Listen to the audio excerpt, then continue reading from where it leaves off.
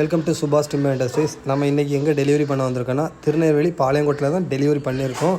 So இன்னும் product பார்த்தீங்கன்னா நீங்கள் பார்க்குறது தான். இவங்க கஸ்டமைஸ் ஆர்ட் என்ன கேட்டாங்கன்னா, பெனின் டீக்கில் ஒரு சின்ன ஒயிட் கூட இருக்கக்கூடாது. அது போக அந்த ஒரே ஒரு மரத்தோட கிரெயின்ஸ் ஃபுல் கிரெயின்ஸ் அப்படியே இருக்கணும், ஒரே ஒரு மரத்தில் பண்ணணும் அப்படின்னு கேட்டாங்க. ஸோ அதுக்கேற்ற மாதிரி அவங்களுக்கு பண்ணியிருக்கோம். நீங்கள் அந்த கிரெயின்ஸ்லாம் பார்க்கும்போது ஏதோ நம்ம ஆர்டிஃபிஷியலாக பண்ண மாதிரி தான் இருக்கும், ஆனால் அப்படி எதுவுமே இல்லை.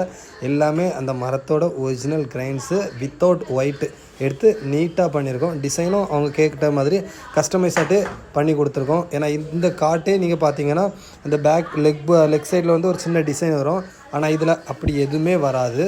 அதுக்கப்புறம் படுக்கிற இடமும் அதே மாதிரி தான், கிரெயின்ஸும் ப்ராப்பராக குவாலிட்டியாக இருக்குதுன்னு கேட்டாங்க. அதுக்கேற்ற மாதிரி குவாலிட்டியாக பண்ணியிருக்கோம். கால் சைடும் பாருங்கள், நம்ம அந்த பென்சிலில் கோடு போட்ட மாதிரி தான் இருக்கும். ஒவ்வொரு கிரெயின்ஸுமே அவ்வளோ கிளியராக பக்கா தெரியும்.